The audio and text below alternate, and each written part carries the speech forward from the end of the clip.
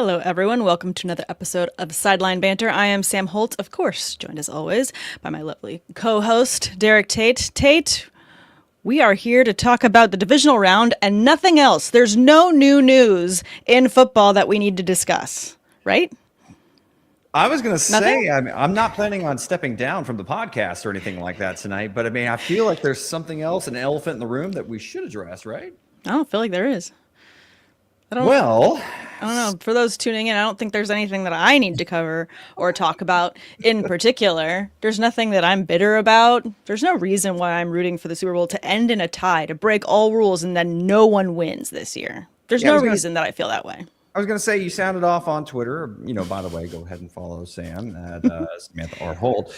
But by the way, so let's go ahead and lead into the show, right? I'm kind of maybe taking this one from you. And Sam and I have been friends for a very long time.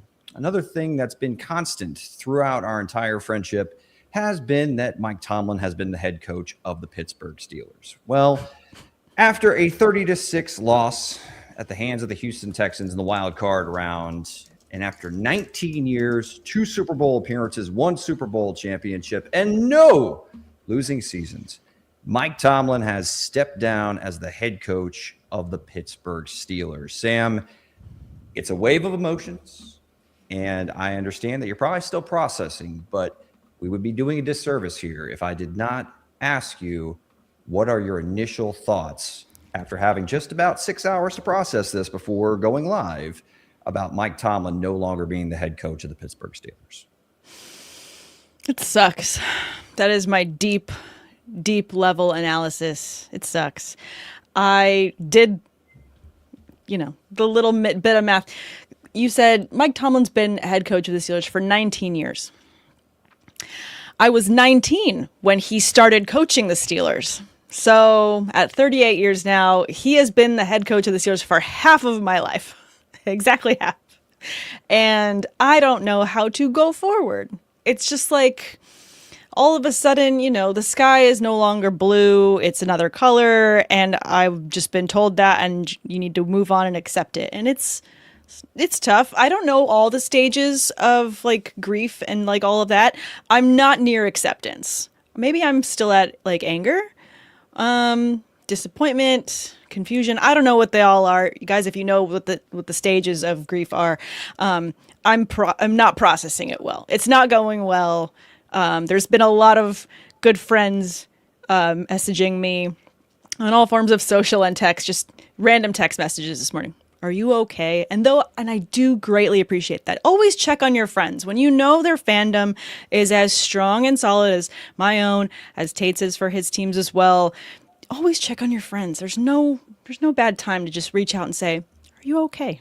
So, yeah. So I'll just kind of preface it by, I'm not a Pittsburgh Steelers fan. Obviously, I'm a huge fan and covered the NFL for quite some time, been a fan my whole life. And I associate Mike Tomlin with the Pittsburgh Steelers. He is a Pittsburgh Steeler for life. Yep. That's the first thing that's going to come to mind. Yep. I mean, he was actually one of the guys that made me want to rock aviators outside of Tom Cruise in Top Gun. High praise. The way that Tomlin carried himself, there's a presence, an aura about him that just commands respect. He makes you want to run through a wall. Unfortunately, when I tried to pull off aviators, I more came off looking like one of the guys from Super Troopers, but I digress. Solid movie. Solid movie. So, Sam, I get that the Pittsburgh Steelers have gone through a playoff winning drought, right? They've made it to the playoffs. I think they've lost their last seven postseason, right? I mean, they've talked about the numbers all day. But do you think that this was the right move? Now, obviously, Tomlin stepped down, but obviously people were chanting "Fire Tomlin" during the season. So who knows if this was a mutual parting of the ways? Point I'm trying to ask, though, is, was this the right move? I think this was the right move for Coach Tomlin, forever Coach Tomlin. Is this the right move for the Steelers organization? I mean, you and I talked about this last week in terms of the caliber of coaching candidates that are out there right now. And at least in my humble fantasy football, haven't caught a pass by a professional quarterback in my life opinion, there's not a lot of great candidates out there besides Jim Harbaugh, which of course was my first thought of the Steelers could do the funniest thing. But of course, that's not going to happen. We know the Steelers are not going to go after Jim Harbaugh. I think that as we discussed last week, I think that the New York Giants are going to be throwing the bag at Coach Harbaugh to bring him over to the Ravens. Again, that being said, though, I do feel like this is an opportunity for the organization to sit back and, take stock of what we have available to us. We've been needing to rebuild at different stages for several years. Arguably, the 7 years that we've still been in the playoffs and lost, it's because of different parts that were working, but of course didn't progress because we had some severe issues that needed addressing. I'm really hoping that leadership takes the opportunity to go after a coach that has a strong defensive mind, because that is our biggest strength, but also has the ability to pick up the phone and get some crafty offensive coordinator on their team as well that can build up this offense, because that's something that for a long time was working well and has not been since. So my thoughts were, as far as, again, from the outside looking in, how much was Mike Tomlin covering up with just his ability to be able to coach ball? Yeah, that was a big conversation on a lot of the talking heads this morning of the back and forth of, he should have been fired, different things. It's actually, has he just been that good of a coach at working with so little for so long? I mean, we've talked about this so many times. How much has he been able to get amazing things out of diva players, out of a locker room that is at odds? He can still get people to perform. I still think he's a phenomenal coach and, a Hall of Fame level coach. And I do feel like if he's not there to corral a lot of the different personalities, and, there's probably less this year than there have been previous years, but unless there's someone else that comes in here with a very specific mindset to lead this group and to create a stamp on here that continues the years of excellence that are what it means to be a Pittsburgh Steeler, you're going to need a very strong candidate. I agree with that. I just, when I look at the Steelers and Mike Tomlin, I'm going to focus more so on the last 3, 4, 5 years, right? Because that's where I feel like Tomlin has done some of his best coaching, and he just hasn't really been able to find the right solution. It feels like a marriage that held on for a couple more years than probably it could have. They stayed together for the kids. They stayed together for the kids. Right. Yeah, it was one of those things. Yeah. So they tried different things, right? They tried to go draft a rookie quarterback in Kenny Pickett and hoped it would work out. It didn't. So then they went and tried to find a dual threat quarterback with either Russell Wilson or Justin Fields. Mm-hmm. It kind of worked for a little bit, but then ultimately the same result. And then you go and get, a former MVP in the league, a guy that's won a Super Bowl, and Aaron Rodgers, right, as one kind of last-ditch effort to see if we could really get and make any noise in this postseason, and it's the same result. Yeah. I'm not blaming Mike Tomlin. I think Mike Tomlin is a Hall of Fame coach, and I have so much admiration and respect for what he's done during his time with the Pittsburgh Steelers. But similar to John Harbaugh, has the message gotten stale, and is it just time where it's best for both parties to move forward without one another? And that's a sad realization, because I love Mike Tomlin, and I can't really picture anybody else right now as the head coach for the Pittsburgh Steelers, but it's a reality that we're going to have to accept. You're going to have to accept. I don't know where you're at in the 5 stages of grief, but certainly a big thing. But also, I'm going to go like this in homage to Mike Tomlin. Job well done, my man. What a tenure it was, and a legendary one at that. Salute you, Coach Tomlin. Still, again, he's the one person that people ask me, if you could interview someone or have dinner with someone, living in the living category of anybody you could pick, it top of my list is Mike Tomlin, just because his mind is insane in terms of what he's been able to do for so many years with the Steelers as an organization. There's so much that I'd love to ask him about leadership and just what he's been able to learn and impart and mentor in so many people over the years. So for me, it's a tough loss. Again, I'm going to have to look up the stages of grief because I've got an appointment with my therapist in like 2 weeks, and I'm going to have to discuss this. She's going to be like, hey, last time we checked in, we were pretty good. I'm going to be like, everything sucks. And like, it's going to be a really brutal appointment, but we'll get through that. I appreciate everyone in the chat. We are going to continue to talk about, open head coaching positions. We'll finish this out with the news. And then of course, we're going to be breaking down the divisional round this coming weekend and who we think is going to walk away going into next weekend as top candidates to go to the Super Bowl. But to kind of tie a bow on this, we've got so many comments in the chat on this subject. This one from Joe saying Steelers better not take Jesse Minter, while Lewis saying Shula plus a McVay tree offensive coordinator, or Minter maybe. Let them build from the ground up. Let them build from the ground up, I think, should be the motto going into this 2026 season. There are so many candidates out there. Some of the top ones that I've seen online so far are Chris Shula from the Packers, from the Rams. And then we've got Jeff Hafley and then Jesse Minter. Brian Flores, also a name that's been mentioned because he does have a connection with Pittsburgh. He was with us in the 2022 season. Very strong defensive coordinator, has an ability to completely turn around organizations' defenses. All of those to me are just names, kind of like when I'm doing my taxes and I'm filling out forms and I don't know what numbers are. I think because I'm still in so many different stages of this grieving process. But Tate, if you can help me feel a little bit better about some of these names. I mean, I know a Rams coach, because McVay has such a way with building trees, is enticing to me. So some of the names that you mentioned, I can see.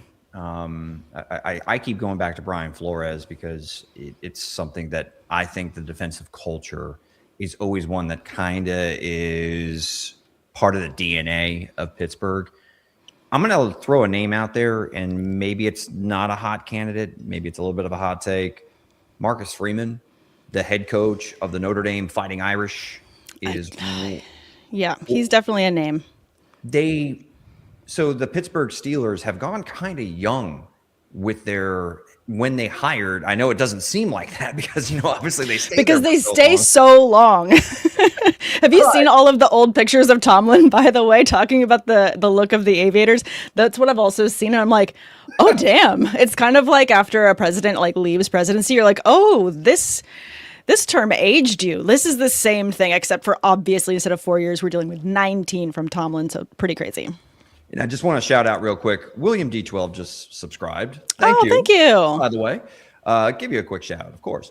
So, but when we're talking about other head coaching candidates, I mean, I think it was Tomlin that was 34 years old. I think Cower was 37 when he took the job. So, if we're going by track record, we're looking at guys probably in their mid to late 30s, maybe early 40s. Hey, I'm 39 years old. I could dust off the old resume, Sam, but you could be a candidate. Who knows? No. I would love that, but no.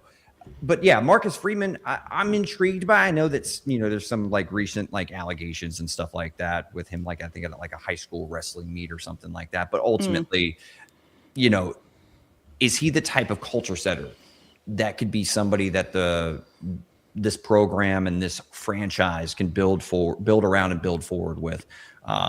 Obviously has huge shoes to fill for Tomlin, but it's going to be a very, very interesting search for the Pittsburgh Steelers. But I trust that organization. And you mentioned that you want a defensive coach to be able to take advantage of the defense that's in there. I know we're going to get to the divisional round preview and everything like that here in a second. But Sam, that defense, a lot of those pieces are older. And I don't like saying that. I feel like maybe a rebuild is in the very near future. You had the old quarterback, didn't work out. You've also got some old pieces like Jalen Ramsey and TJ Watt's kind of getting up there in age. And then even Cam Hayward. I mean, Hayward's going to retire a Steeler, but I mean, he's up there in age. So I'm kind of interested in what pieces are going to stick around. That's on a very kind of expensive defensive roster, in what the organization's going to do with the new head coach and how they approach this upcoming offseason. No, I think that's fair. I think that just I don't know. Steelers have always been a very defense heavy team. So that's not something that I'm looking to change anytime soon. Especially given the division that we play in. We need to be a very strong defensive team to put up with the rest of the teams. Now, that being said, and that's a lovely segue, there are so many open head coaching positions at the moment. I do believe that Coach Tomlin will be probably not only just stepping away from the Steelers, but likely retiring. He's got a lot of opportunities when it comes to TV, a lot of people making those phone calls. So I can't imagine him going to another team. Plus, it came out that because he stepped down, a team would have to trade for him. Yep. Makes it a little bit more complicated as well. So I think that it was very strategic in him stepping down in that. But let's just go ahead and now rattle off the teams that have open coaching jobs besides the Steelers, and let's just stay in division for fun. The Ravens, the Browns, and then let's jump outside of the AFC North. Real quick. Doesn't it feel off that Zach Taylor is the only head coach to retain his position in the AFC North? If I wouldn't destroy my very expensive mic, I would scream into it right now. I'm just saying. The whole thing should be etch-a-sketched. Crying out loud. It's so bad. Wow. So bad. Anyways, somehow the Bengals are not on this list, but the Giants, the Falcons, the Titans, Raiders, Cardinals, and Dolphins all now with vacancies. So lots of jobs to go around. I know we talked a little bit about some other coaches that we think make a lot of sense, different landing spots. Sure. I'm still definitely in the camp that Coach John Harbaugh belongs with the Giants. I kind of agree with you very much. You had that take last week. I think it's a great fit there. As funny and petty, not to make it a parlay, it would be to have John Harbaugh go to the Steelers. Part of me would love it, but I don't see that happening. I do think that the Giants are going to throw the bag at him. Obviously, Kevin Stefanski is out there and available. I don't see him going to the Steelers either. Will Robert Saleh stay with the Niners? Not quite sure. We've also talked about, I do feel like Chris Shula, defensive coordinator for the Rams, is a really great candidate, especially for the Steelers. Other candidates that you want to note before we jump into the divisional round? For this Pittsburgh Steelers specifically. Yeah. Schefter reported it that Matt LaFleur is looking for a contract extension. If that does not come to fruition, is there a world where Matt LaFleur becomes available? Young coach. Offensive minded, which would be different, but I don't think that that's necessarily a bad thing. No. And by the way, Malik Willis is set to be a free agent this year. Just throwing it out there. It's my tinfoil hat theory.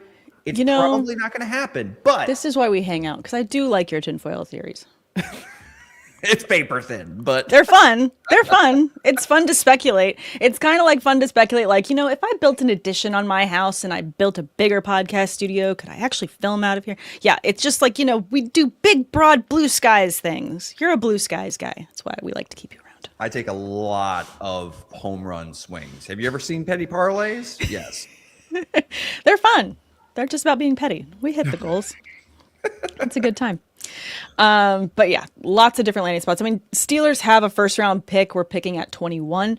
I am going to light whatever candles and sage and do whatever witchcraft. I will find an Etsy witch to bless this draft for us if I need to, because I absolutely need us to walk away from this draft with a top prospect quarterback.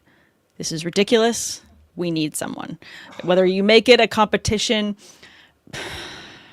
for Will Howard, one in the 20s. Maybe Ty Simpson or something like that. I don't know. I just know we need somebody. We need someone. And I think it's going to take, drafting a quarterback as well as trading for one. I think it's going to need to be a competitive room, not necessarily Rodgers. I do feel like this is going to be his last year in the league. Watching him get hit this weekend, as he got up, I was saying to myself, I'm getting too old for this shit. I can only imagine how many times he was saying that to himself, because he was shaking it off and pulling the grass out of his helmet, just thinking like, this is going to hurt for months as opposed to days when I was younger. Don't channel Sergeant Murtaugh from You love lethal it. weapon. You love it. I'm too old for this. No, 100%. Every time. There was one hit where it just looked like his helmet nearly came clean off. And I was like, yeah, no, he doesn't need this anymore. I was popping that one for Mike Tomlin. So. Thank you. Yep, no problem. I thought about it, but then I realized if I was going to have a drink on this show, it would be just from a straight handle. And I didn't think that would be professional of me. So I was trying to be modest. But anyways, I do feel like we need to walk away from this draft with a quarterback. It's enough of my Steelers, though. Let's talk about the divisional round. Let's try and be optimistic. Let's go. Let's be positive. We've got fun games this weekend. Super Bowl ends in a tie this year. I hope nobody wins. No, I do hope that this weekend's games are very fun. I feel like there's a lot on the slate that's going to be really fun to watch. First game, of course, we're going to talk about Saturday games first. We've got Bills at Broncos. Spread for Denver is -1.5. Total at 46.5. We've got Josh Allen. We've got Bo Nix. This really feels like it's more like Josh Allen against that Denver defense and the coach. I do feel like this is going to be a very interesting chess match. I'm not sure how this one's going to go, though, because I feel like Josh Allen can get in his own way a little bit. It was close to happening this weekend. The Broncos can be really schemy. Where are you leaning right off the bat? But also, like, what are your biggest concerns going into this game for Allen? Okay, so do you want me to just say where I'm leaning and then go from there? Yes. Bills. Okay. Leaning Bills. And leaning Sam, Bills. Sometimes we learn from our mistakes. Okay. So was I correct in that the Bills had a weakness against opposing rushing attacks? Yes. Mm-hmm. Yes. By the way, before we move on, Lynn Jones, the beat reporter for like the Jacksonville Free Press, did you catch that with that little interaction with Liam Cohen? I liked it. I think that everyone having such strong opinions about that needs to calm down. Like, we can have fun. This is sports. Sports are supposed to be fun. Let the kids have fun. It's fine. So I'm 100% with you. I really appreciated Lynn Jones showing compassion and yes. feeling a human emotion and she could read it on Liam Cohen's face. Yes. And she's obviously been in the Jacksonville market for over 20 years. Yes. So look, I'm not going to, I mean, I worked as a reporter in a newsroom, as an anchor in a newsroom.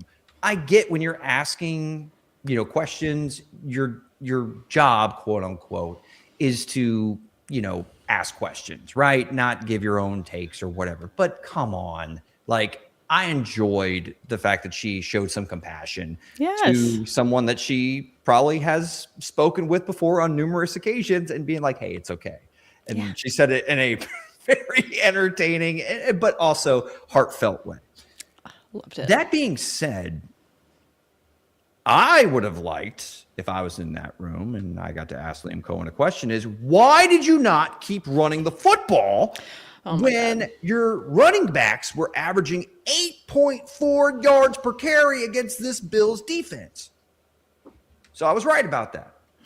I was right about the Jags rushing defense. They really put the clamps on James Cook, who is a damn good back, and that's a very good offensive line, and Jacksonville did a good job against him. But Sam, here's the lesson I learned. If this game is close and it becomes who's going to blink first between Bo Nix and Josh Allen, to me, Josh Allen was dialed in like I've never seen him before. And I know he's had some great postseason performances. I thought he was damn near perfect against the Jacksonville Jaguars. Mm-hmm. Considering what he has to work with on the outside, he made Brandon Cooks turn back the clock. That was interesting. I loved hearing his name called as well. And I was like, oh, Brandon, lovely to see you here. Thank you for stopping by. That was definitely a fun little throwback moment. I agree with you. I feel like Allen was extremely locked in during that game. he kept them in the fight. And I feel like there's been playoff games in the past where you kind of see his energy change and him hang his head a little bit, get a little bit frustrated. And though there was frustrations on the sideline this past weekend, there was definitely a sense of urgency to not only get back out there, but to continue to talking to everyone on the side, to talking to the defense, to talking to the offense, making sure that everyone had their head in the game because it was on a different level. And I do feel like it takes time to build that up. I don't know that you're going to see the same thing out of Bo Nix on the sideline, besides just, a pep in his step, because young little spring lamb that he is, he's just excited to be here, which is great. But Josh Allen has the biggest chip on his shoulder, and I do feel like this is going to come down to who's going to blink first. And I feel like Josh Allen is going to be playing the staring game by himself, refusing to blink. Now, so I'm glad that you're at least acknowledging the point with like Josh Allen and him being preferred over Bo Nix when you're having to pick between these two quarterbacks in a big moment. Sure. The thing that makes me nervous for Buffalo again, though, is Denver's no slouch on the defensive side of the ball. No, the defense is fantastic. Right. So if they have similar success, slowing down James Cook in the running game, we saw that Josh Allen had to put on the Superman cape.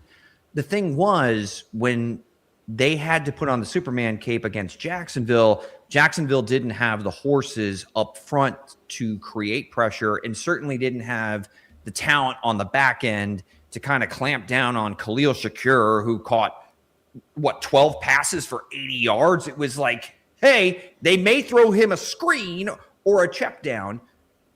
This Denver secondary is better, and this Denver pass rush is a whole different animal. If they limit James Cook and the offense gives them something, and they force Josh Allen to have to a pass-heavy game script again to be able to move the ball and extend drives, Sam, I think that this Denver pass rush and secondary is far more capable of forcing Josh Allen into a mistake that we didn't see against Jacksonville, but we could see at Mile High Stadium. That's where I'm concerned. But again, if this Broncos offense, which has been traditionally slow starters throughout most of the season, Sam, if they keep it close in the fourth quarter and you give the ball to Josh Allen, that's why I'm leaning Bills. All right. So should we kind of just take this and pivot into calling the game? Because we do have 3 more games to break down. I feel like there's a lot riding for the Bills going into this one. And there's a reason that Denver got the bye that they did. There's a reason that they're the number 1 seed on this side. And I do believe that the big part of that is the defense, in terms of what they're able to do to slow down opposing offenses. And you're going to have everyone play all out to stop someone like Josh Allen, who can score in so many ways, in so many facets. So what would be your score total? Because I'm going to guess you're going to pick Bills here. You're guessing correctly. On the Tater tangent scale, that was probably like a 6 out of 10. It wasn't too high on the Richter scale. But anyway, I felt like I rambled on there for a bit, so I'm sorry. Let's condense it down. No, your William Wallace rambles are a little bit longer. That's not nice. Anyway. It's accurate. Come on, Sam. All right.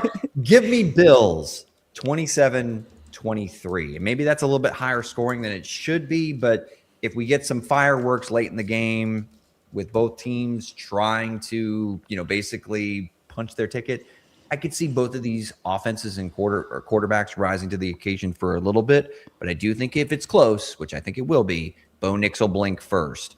The only thing, Sam, if that Broncos offense gets that running game going, Sean Payton's not going to let him off the hook like Liam Cohen did last week. Yeah, I agree. And, just as a quick aside, I feel like we made a lot of picks this past weekend. Some of them didn't work out. I know that you and I picked against Josh Allen last weekend. We both went Jags. We were both wrong there. Yep. So taking that into account, do I want to bet against Josh Allen again?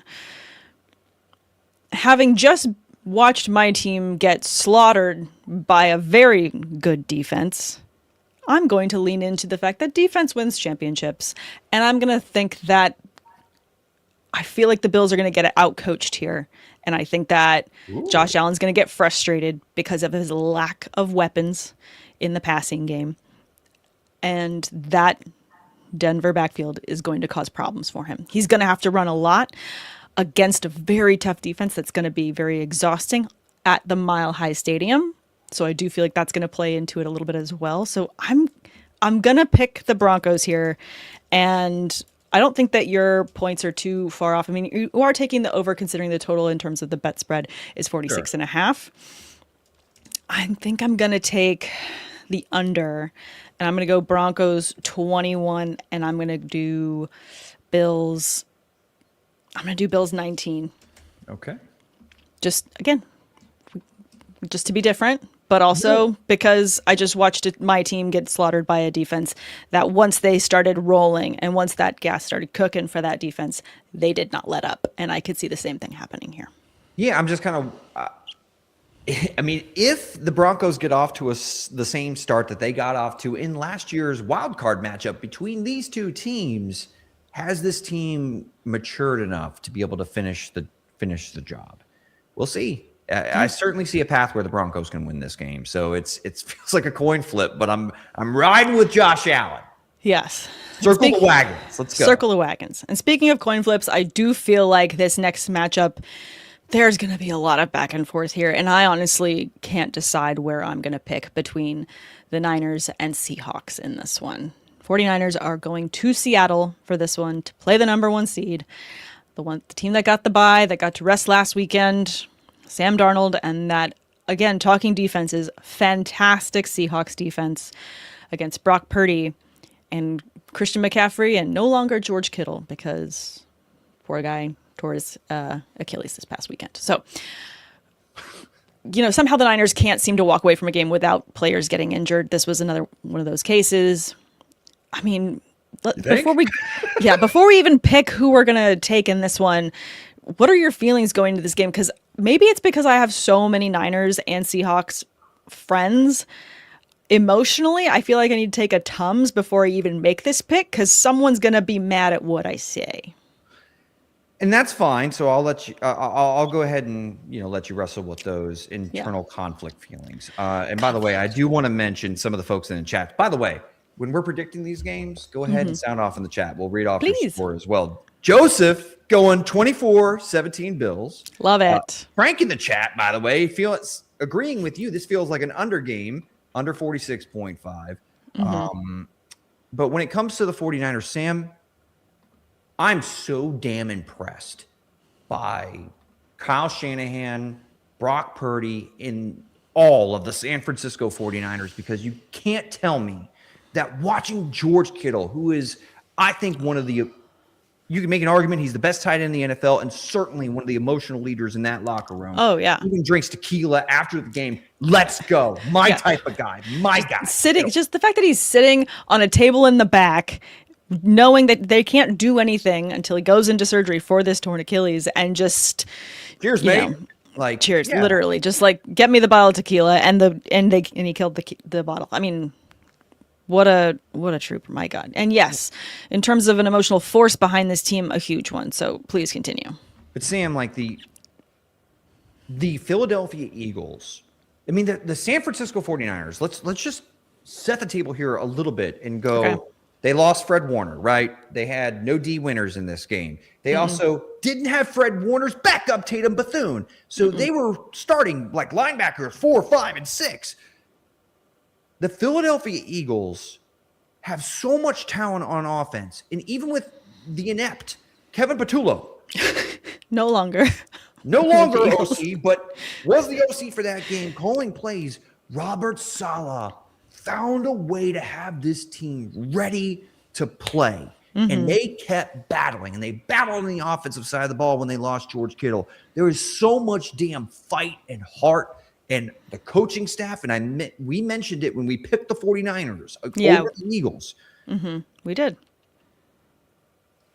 I believe in them, but is the gas tank empty? Because now you got to go to Seattle, Sam. Mike McDonald, that Seattle defense is just as good, maybe even better. Yeah. And now you don't have George Kittle. And maybe you get Ricky Pearsall. Who cares? Because Demarcus Robinson was pretty damn good. Yes. Look, I just don't think that Clint Kubiak is going to let this absolutely decimated 49ers defense, who is playing with so much heart and purpose, but they just don't have the horses.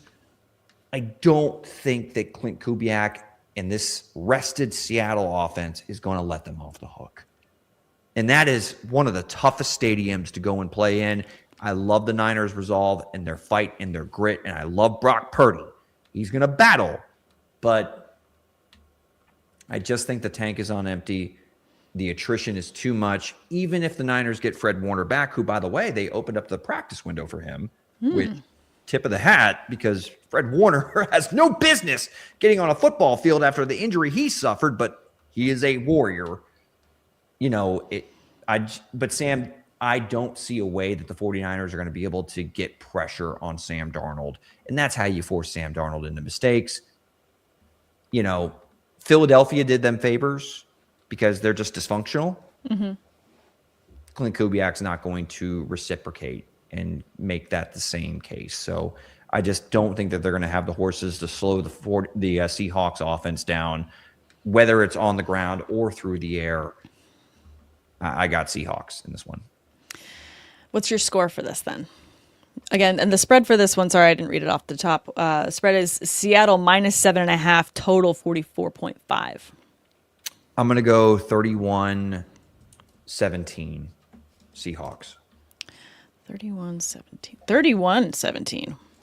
A little high, I know, but I worry about the 49ers defense being able to have any answer whatsoever for the Seattle offense.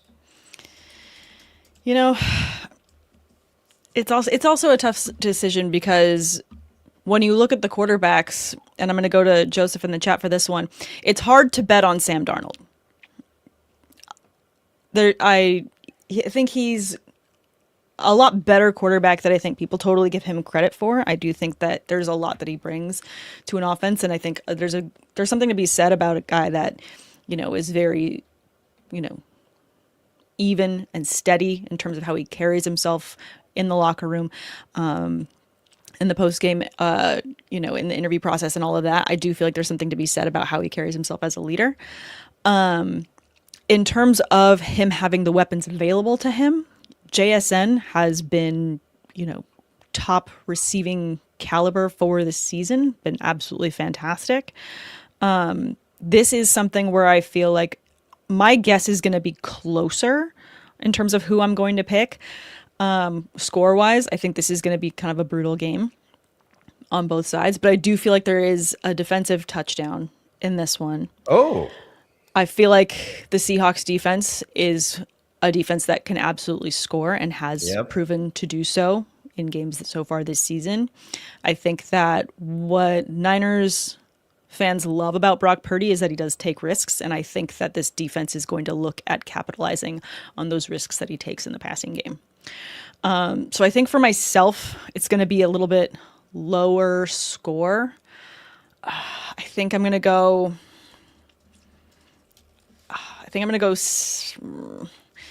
17. No. I'll go 20. I'll go 20-17.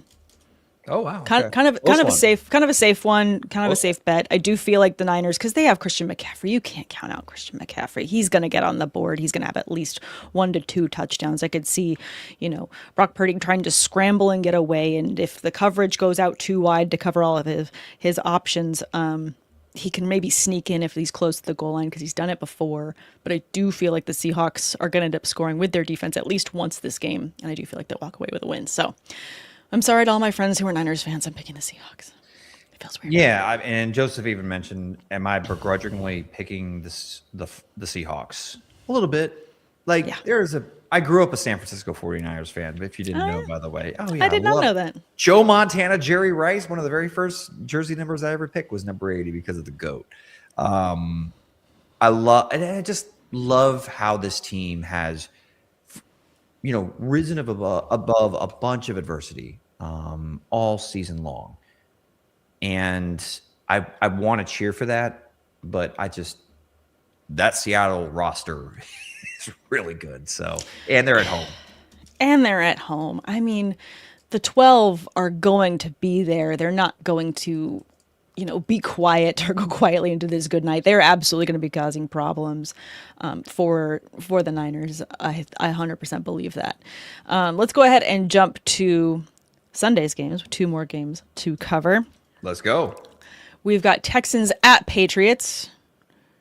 This is a really weird one for me because obviously I just watched the Texans destroy my Steelers, and the Patriots have found a lot of ways to make the Steelers very frustrated over the years. So this is one where I hope both teams lose, but I can't pick that. The spread is New England -3, total 40.5 points. This is going to be an interesting one. You got CJ Stroud, who somehow managed to pick up the football multiple times in this past weekend's game, have a lot of fumbles, and get really foiled by the Steelers defense several times. If he has the same number of mistakes that he did this past weekend against the Patriots, the Texans are losing by the same margin that they just beat the Steelers. Ooh. There's not a chance in hell that doesn't happen. You can't get away with that many mistakes twice in a row. Fool me once, fool me twice. No, you can't get away with that. And the Patriots are absolutely going to look at that. Please, you're cooking. Pick the score first. Let's go. Is it just because I'm mad? Don't want to see me when I'm mad. I can't be emotionally picking scores, Tate, but Patriots 30, Texans 10. Woo! Holy, my goodness. I'm mad. Whoa. Okay. So I'm just going to write it down in this sheet before I change my mind. I'll preface this by saying one of the upsets that I picked was the Chargers over the Patriots. And boy, was I wrong about that one. You were wrong about that one. Justin Herbert did not show up. And part of the reason why, now I think when you're looking at the all-22, there were multiple throws that Herbert had the opportunity to actually push the ball down the field early in the game. And early in the game, that horrible Chargers offensive line did an adequate job, Sam. They did. I don't like saying it, but they did.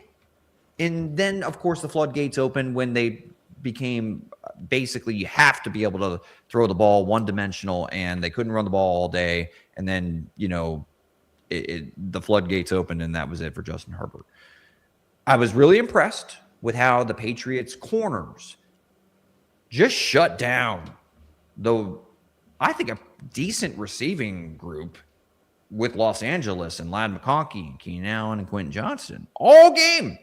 Now, two things we got to keep an eye on here, though, Sam. Nico Collins and Christian Gonzalez, both in concussion protocol.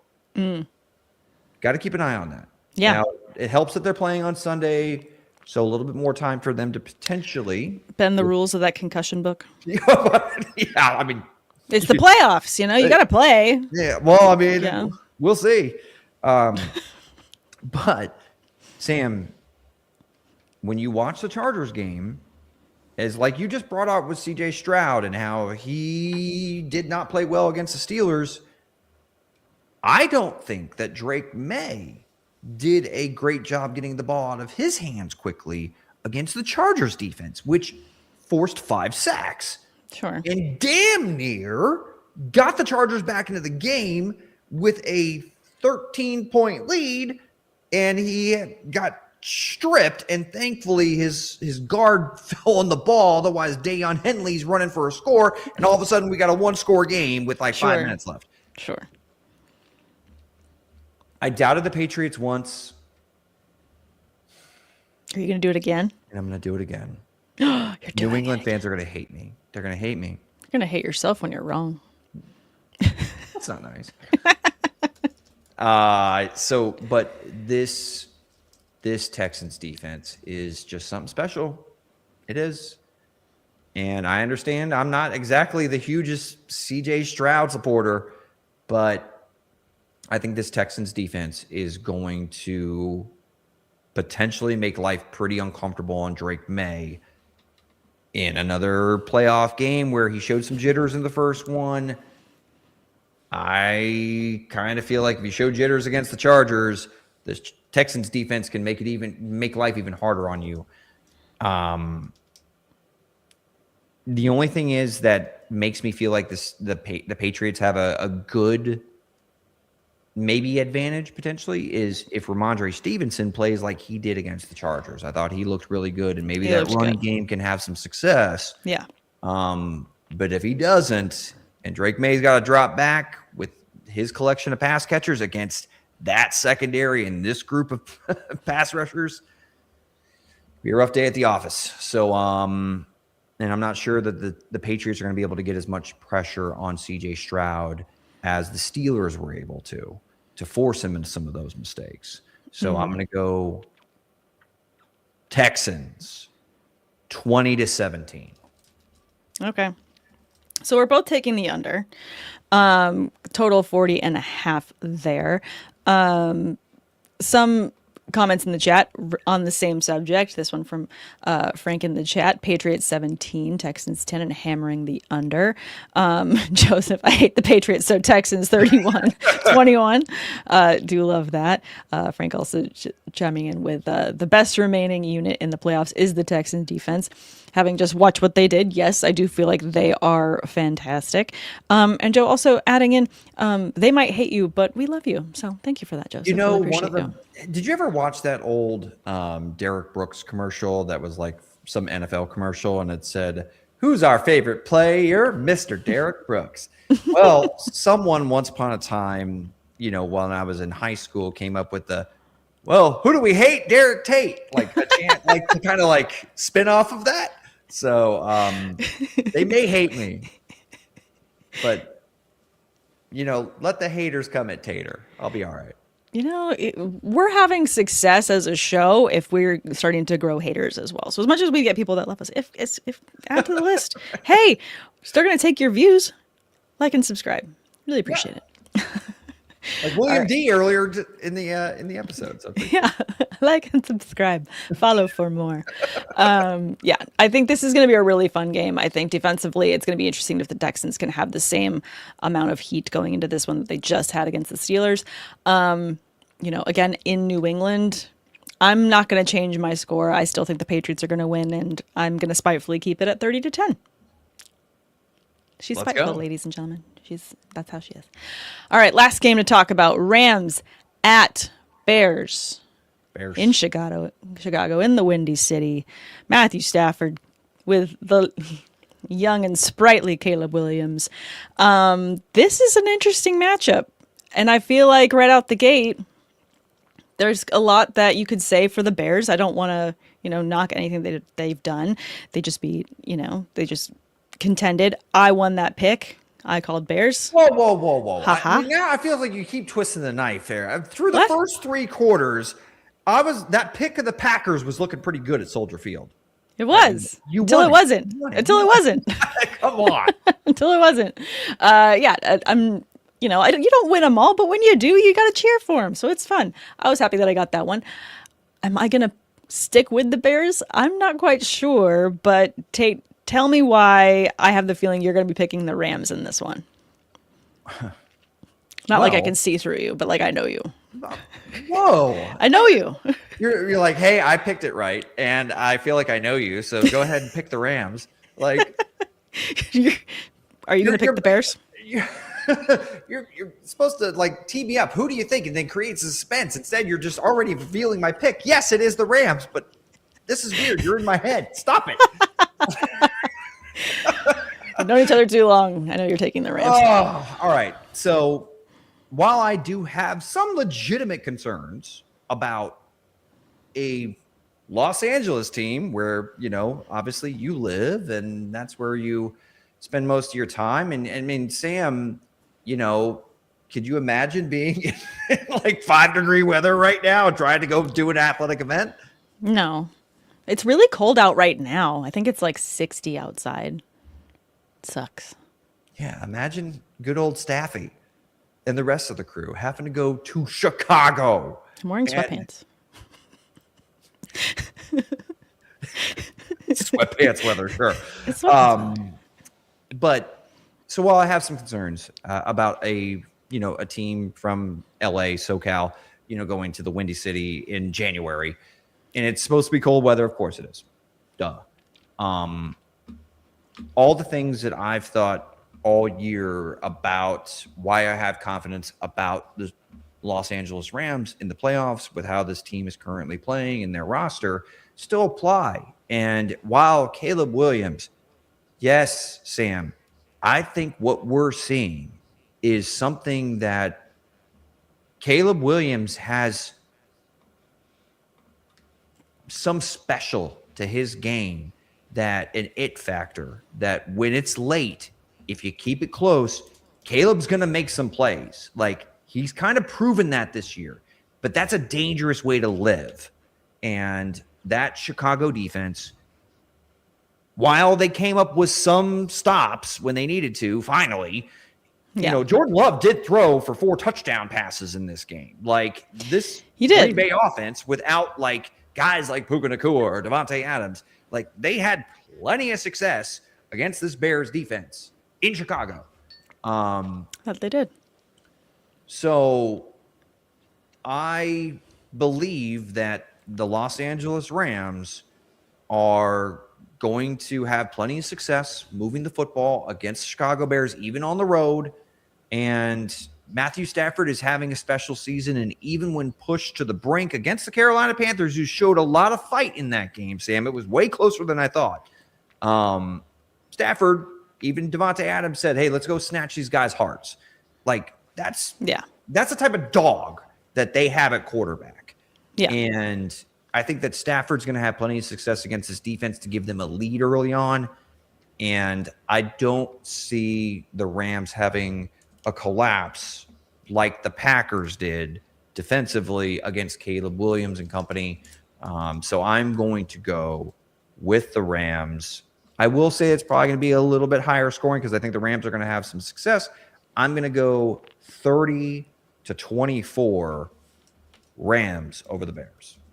Okay, 30-24. And I think that kind of tracks with how the spread is looking too. This is the highest projected total of the 4 games this weekend at 48.5, with LA at -3.5.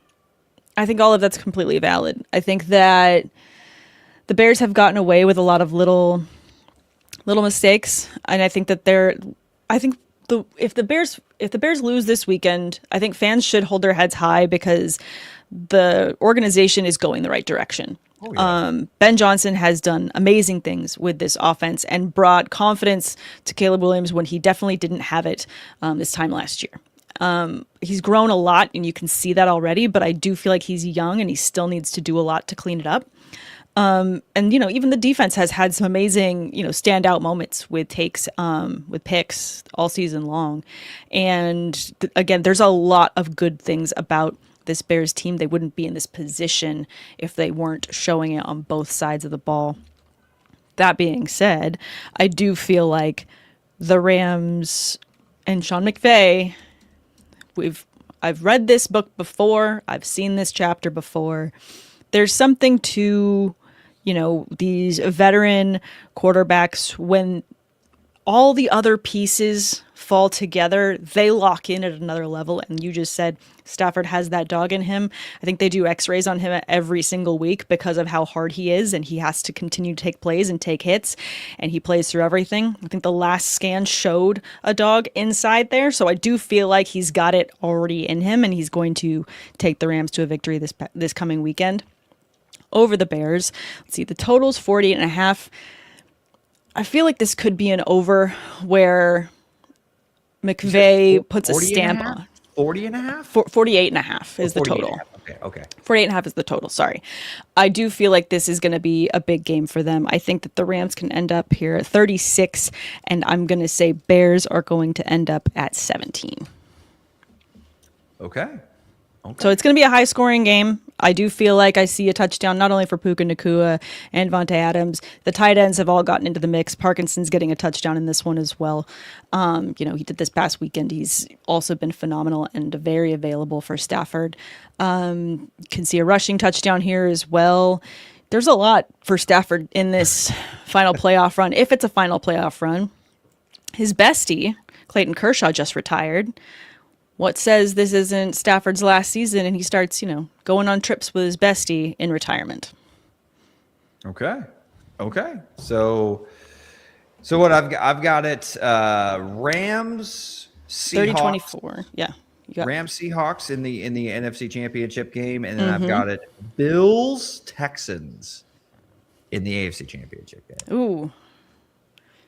I've got Broncos, Patriots, and I've got Seahawks, Rams. So we're aligned on one side, and we are not aligned on the other. Yep. That's accurate. Very, very accurate. I'm going to read a couple of these guesses in the chat, too, before we get to your petty parlays, which I didn't see you add to the sheet, so I'm guessing you're trying to surprise me with them. Always. So okay. Well, let's go through some of these lovely comments from our viewers and listeners. This one from Frank in the chat. Rams 38, Bears 35. And as a Bears fan, an unbelievably successful season. Yes, fantastic season for the Bears. Frank in the chat. This feels like a game live bet when the Rams go up 14-3 or something. Yeah, that feels kind of accurate as well. And for a little weather forecast, he's got our back here too. Current forecast for Sunday afternoon in Chicago, 20 degrees, 18-mile-an-hour winds, gusts at 55%, chance of snow. I'm checking it on my iPhone as well, and that looks like it tracks. I'm seeing high of 22. You want to talk about how to throw the ball like Tom Brady did? Tom Brady. Hey, I got this football if here. You point the ball up, it's going to get caught by the wind. If you point it down. You want the inverted C. And this is why I didn't make it through college as a quarterback, because I didn't have Tom Brady telling me how to throw the ball. It's all about the little mechanics. And as long as you're eating avocado and you never eat a strawberry, you will win. I guess I always had the U because I'm short and I'm like 5'10", and I couldn't see over the offensive line, so I couldn't do the thing where I come down on the ball. Yes. By the way, I really enjoyed that analysis. I didn't know fun. I would, but fun. Tom giving us a lesson on physics. Anyway, by the way, Jerry Rice, the GOAT. Anyway. Yeah, wow, lovely flex. Yeah. This one from Joe. This one is tough. Rams did not look good against the Panthers, but it could just be they aren't good against them. Bears defense is good, but let's keep this Stafford run going. Rams 24-21. So a lot of people going Rams, even Bears fans going with Rams in this pick. It's going to be a fun. You know what? At the end of the day, these 4 games, I think, are going to be very good football games. I think they're going to be very fun to watch. I don't think this is going to be one where you get to, walk away, start doing some laundry, call some friends and get distracted. I feel like we'll all be pretty locked in this weekend. Oh, yeah. Speaking of locked in, there's some bets to lock in that we got. All right, Tate, let's do this. Give us your petty parlays. These are parlays that have another edge to them. There's something different just beyond mechanics. There's something petty. And as someone that is feeling extremely petty, I hope everyone loses and no one wins this weekend. What are your petty parlays? All right, kids. Welcome to the Tater Parlay of the Day, NFL Divisional Round Playoff Edition. Count them with me. 1, 2, 3-leg parlay. So we have a kind of a rematch of sorts, right, Sam? I mean, the NFC West, the best division in all of football this year.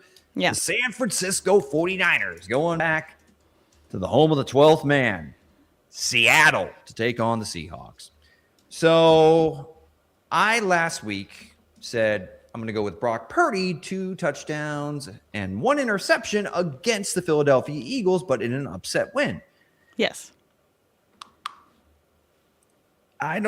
We already gave our picks, and I think that's Brock Purdy's going to have a hard time. I think the Seahawks are going to get out to a lead in this game, and that's going to force Brock Purdy to have to be aggressive, and there's just not enough weapons right now for him to be able to punish the Seattle defense outside of Christian McCaffrey, and that's a problem. So, Sam, you said a defensive touchdown. I'm gonna roll with you. I'm gonna say a defensive touchdown for the Seattle Seahawks, along with 3 interceptions for Brock Purdy. And I think one of those defensive touchdowns comes at the expense of one of those interceptions thrown by Brock Purdy. So, 3 picks, 1 defensive touchdown. Give me your thoughts. Am I crazy for No, predicting I don't a think you're horrible crazy. game for Brock Purdy? No, because I mean, if you go back to our scores, I mean, I've got it a little bit closer, but that's all still very realistic in terms of how this could roll out. Especially if one of those is a pick six. I definitely, like I said, I do feel like the Seahawks get a defensive touchdown. It could absolutely be, done by a pick six with, Purdy maybe. Where would it even happen? I think that a pick six for Purdy could happen if they're, let's say, they're driving, they're not past the 50. I want to say they're sitting right there at their own 40. And I think that he tries to get fancy. I think he tries to throw across the field, and I think he's going to end up with a pick that that his offense is not going to be able to capitalize on tackling, and I think that could be a lovely pick six. So I agree. I do feel like that could be a pick six. I'm writing it in the notes as well. I'll go one more than that. It's gonna be messy. Rory, who actually is the guy who picks it off and goes the distance. I like it. So, speaking of, some parlays that I may have suggested last week, I said Josh Allen was going to go 1 rushing touchdown and 1 passing touchdown. He did one better. He actually rushed 2 of them in and threw 1 in last week against the Jacksonville Jaguars. Now, I got that game prediction wrong, but Josh Allen is still playing. Yes. The problem is, Sam, that we already talked about. If the Buffalo Bills do not get James Cook cooking in this game, that they could be in for a rough day if they have to consistently deal with that vaunted Denver Broncos pass rush at Mile High Stadium. I'm projecting a big game for James Cook. Had a quiet day. He's an explosive runner, and he can get very, very streaky, in particular if that Buffalo Bills offensive line has success early in this contest. I think that that's who they want to be. I don't think that they're going to abandon it. Win the time of possession. Give me James Cook, monster performance, 100 yards rushing, 2 rushing touchdowns. 2 against this stingy Denver defense. Make it easier on Josh Allen. And Buffalo, you could have your first chance with that facing a non-Patrick Mahomes opponent in the AFC Championship game in the Josh Allen era. Let's go. I like it. I think, arguably you could say that 100 rushing yards is too low for James Cook for him to really be cooking. However, given what they did and did not do with him this past weekend, I think that's a very safe number. I do like the 2 rushing touchdowns for him, though. To your point, I do feel like had they gotten him more available, Josh wouldn't have been scrambling as much. So just, make the offense work for you. It's been working all season long. James Cook has been fantastic. They need to be leaning on the things that work, especially in a game where this defense knows every trick in the book to cause problems for you. So I do think they need to lean on what's working well. James Cook is working very well. So let's get him the ball. Agreed. On to the Windy City. The Chicago Bears. Bear down, baby. Well, I already picked the Rams, so we did already pick the Rams, so bear down in like the first half. I projected a pretty high scoring contest because I do think both quarterbacks are going to show up. I think that Caleb's going to get off to a slow start like he has on numerous occasions so far this year. But I think Matthew Stafford's going to have a lot of success against this Bears defense. And Sam, we see a lot of tight ends, randomly have nice weeks. Sam, what's the very first thing that ever connected us over the Twitterverse? Our discussions of Tyler Higbee. That's right. Tyler Higbee is still a member of the Los Angeles Rams, former Eastlake High School graduate, but he's actually still an Eastlake High School graduate, but a former player for the Eastlake Eagles. I used to call his high school games. Anyway, I miss you, Tyler. Anyway, so Sam, I think Matthew Stafford's going to have multiple touchdown passes in this game, but I think an anytime touchdown score for Tyler Higbee probably pays off a little bit nicer. But on the other end, Sam, Holston Loveland has been playing some really damn good football. I like that. I think I'm going to go double tight end stack here. Anytime touchdown score for Tyler Higbee and Colston Loveland in this contest. Still got the Rams winning. But I think, you can go ahead and get a piece of the action on both sides. And that'll do it for the 1, 2, 3 leg parlay. Tater parlay of the day for the NFL Divisional Round. Good luck, folks. I love it. These are all good ones, and they align very well with all of our picks already. It's going to be really interesting to see who walks away a champion when we meet next Tuesday.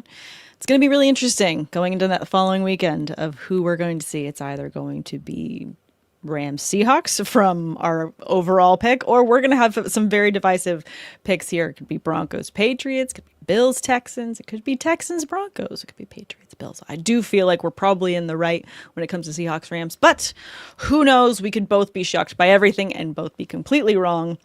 But it'll be fun. We've had a lot of fun along the way. Positivity. I know you have the grumpy cat thing saying, I hope the Super Bowl ends in a tie. Some positivity, Sam. We're going to get this right.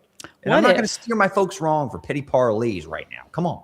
What if all 4 games end in such a tie that they have to reschedule and play games in the middle of the week to like pick it back up because everyone's just so bad? Well, Sam, then I guess we'll get to mad. build on our episodes. I'm so mad. I know you're really salty. Hey, I've never seen salty. You are the most positive person I've ever met in my life, and I've never seen you this sour. I'm like, oh, I'm sorry about Mike Tomlin. Again, respect. It's painful. It's a rough day. It's a rough hope. day. No, I was already when we were on a text chain. Someone said like, oh, well, hey, there's another head coaching position. And I was like, is it Todd Bowles? Like, did I miss the news? And no, you didn't miss the news. Maybe you'll be sad next week too, or happy next week. You'll be happy. No, it's over and done with. I've accepted that Todd Bowles is going to be the head coach of the Tampa Bay Buccaneers in 2026. And we lost our longtime play-by-play announcer, Gene Deckerhoff. I'm sad too. I've got loss on my side. Well, thanks everyone for turning into a very joyful episode of Sideline Banter, brought to you by Women of Fantasy Football. If you haven't already, make sure you like and subscribe, and make sure to join us next week. Who knows? Maybe I'll be in the final stages of grief, and I'll be on the other side of happiness. Maybe Tate will be happy because all of his picks landed, and maybe some of mine lost. We'll see. Until next week, have a good one, and good luck this weekend.